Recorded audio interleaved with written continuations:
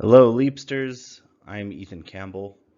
I'm pursuing my K through 8 general education license and K through 12 special education license. I'm currently employed with Las Cruces Public Schools as an advanced educational services facilitator, and I cover 2 elementary schools. Today we will be looking at accommodations and modifications as they pertain to special and gifted education. Over the course of this presentation, we will look at defining accommodations and modifications for special education. I will show you and explain some examples of gifted accommodations and modifications. And at the end, I will provide support to identify gifted students and ways to support gifted students in your classroom. Let's have a look at Section 1, Accommodations, Modifications, and Helpful Terms. Gifted education is most commonly called Gifted and Talented Education, or GATE. Other names include Talented and Gifted, TAG, Academically Gifted or Talented, AGT, or in my district, Advanced Educational Services, or AES. I am known as a teacher of the gifted, or AES facilitator.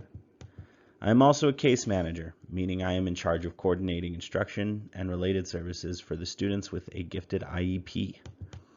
As a quick refresher, an IEP stands for Individualized Education Program, and an IEP is a living, breathing document that lays out the special education instruction, support, and services a student needs. Since 1972, in New Mexico, gifted education has been under the umbrella of the Special Education Department. To identify these students, the process starts with a referral and evaluation. According to the New Mexico Public Education Department Gifted Educational Technical Assistance Manual, a gifted child is defined as a student who not only has exceptional intellectual abilities, but also excels in a particular subject, shows creativity and divergent thinking skills, and has a strong problem-solving and critical thinking ability. If a student meets these criteria and their IEP team determines that special education services are needed to help them meet their educational needs, then they are eligible for gifted education services. Let's have a look at an IEP. An IEP will look different across districts, but it generally will have the same sections: a cover page, a present levels of academic achievement and functional performance page, goals and support section, and modifications and accommodations. On this sample IEP, the accommodations and modifications are here, accommodations being at the top, and modifications being right here. On this sample IEP, provided by Kristen Elsasky on ResearchGate, we can see a few accommodations this sixth grader has for her classes.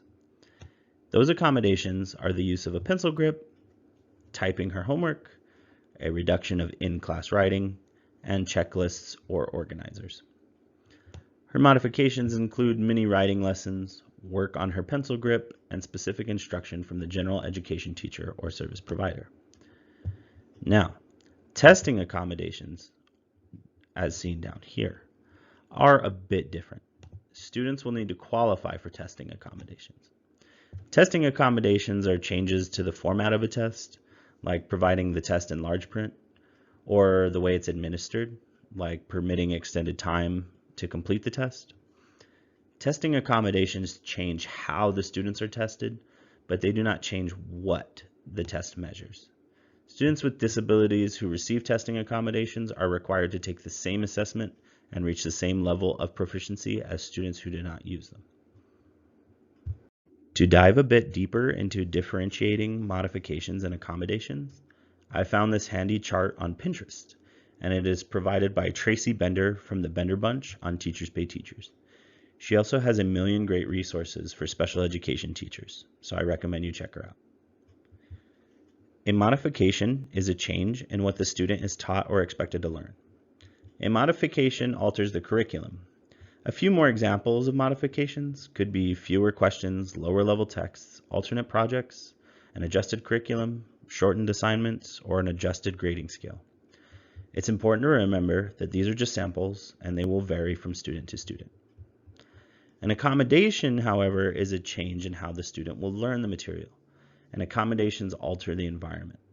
A few examples are breaks between assignments or tests, large print, additional time to work on an assignment, small group pullout, and others. Remember, modifications alter the curriculum and accommodations alter the environment. Let's have a look at gifted-centric modifications. Gifted modifications again will vary from student to student, but I wanted to cover the ones you are most likely to encounter. The first one is problem solving, or problem-based learning. Problem-based learning is where a real-world problem is used as to promote the student learning of concepts and principles, as opposed to direct presentation of facts and concepts. Another one you'll see is project-based learning, which can modify the curriculum by giving students the opportunity to develop knowledge and skills through engaging projects set around challenges and problems they face in the real world. Examples include field trips, research projects, community service, writing letters, etc. You might see open-endedness or open-ended questions, which stimulate the higher order thinking skills. Open-ended assignments refer to giving the student choice as to how far they take their own learning, making them both responsible and accountable for their education. In this way, students can be given the choice of both assignment content and product delivery. An example of an open-ended assignment would be to have the students research their favorite animal. All students may provide information of diet and habit, but the option for gifted learners to go one step further in their research in terms of mating cycles, destruction of habitat, as well as the ability to present their knowledge in a unique way, which will allow for the potential of further depth and breadth needed for gifted learners. Real audience feedback can be as simple as having community members judge a science fair, or an advanced as an internship scenario where the student is being graded by an outside party. Flexible tasks. They're similar to open-endedness, but this allows students and teachers to change the requirements and parameters of a required product or performance. It's going to allow students to structure their own projects and investigations according to their strengths and interests.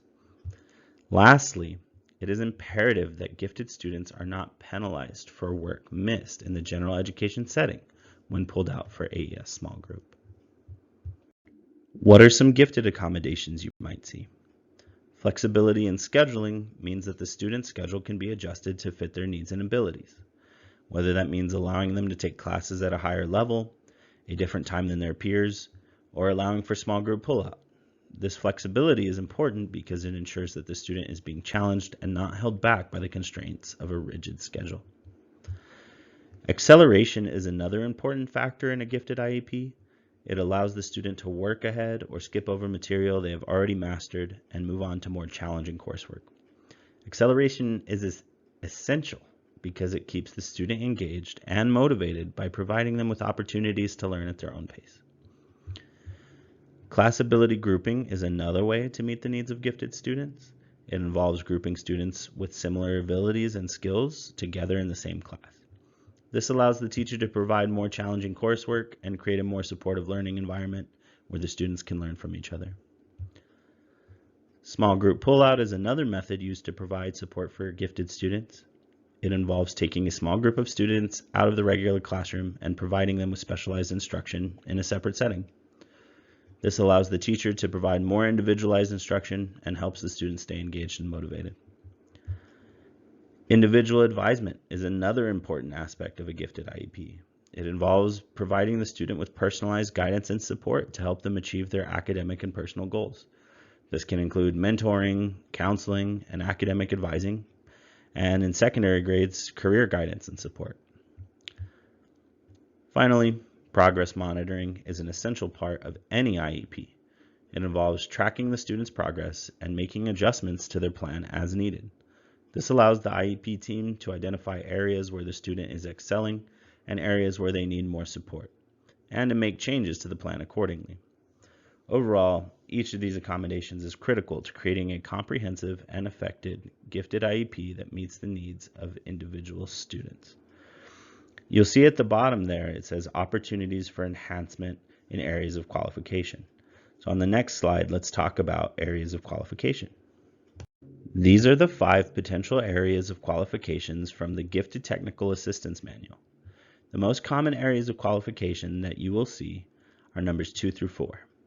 So starting with number 2, subject matter aptitude achievement means that a student has shown exceptional academic performance in a specific subject area.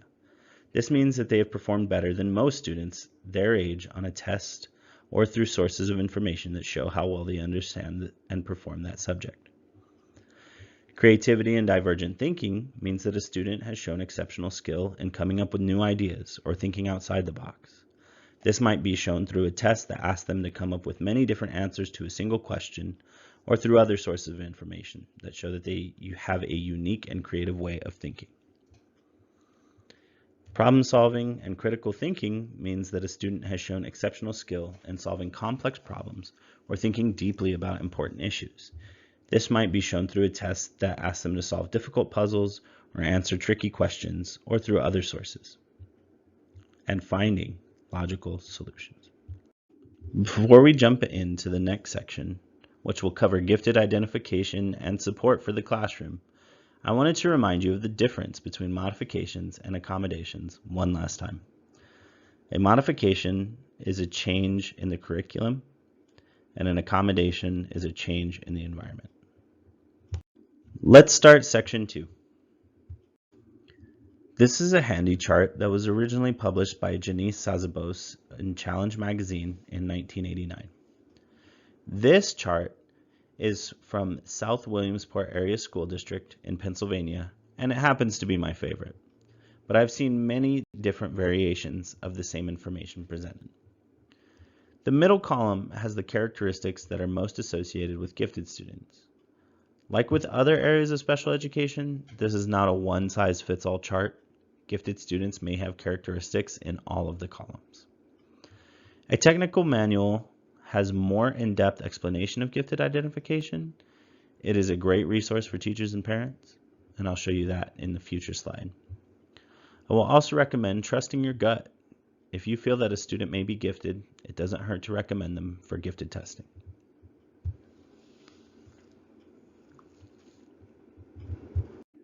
Recommending a student for gifted testing usually follows the same procedures as special education recommendations. So start with a referral to the Student Assistance Team, or SAT, and let the bureaucracy work its magic.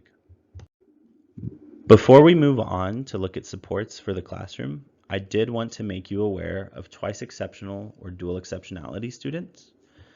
2E students are students that qualify as gifted with a specific learning disability. In my year substitute teaching, and this year teaching, I have worked with 3 students with dual exceptionalities. One was a type A, got perfect grades, played many sports, but also had dysgraphia, which caused their writing to be illegible and distorted. One of the students I worked with was diagnosed with autism. They would talk very little and refuse to do any work on paper, but they would finish the class novel in a day and test exceptionally high on any computer-based standard test.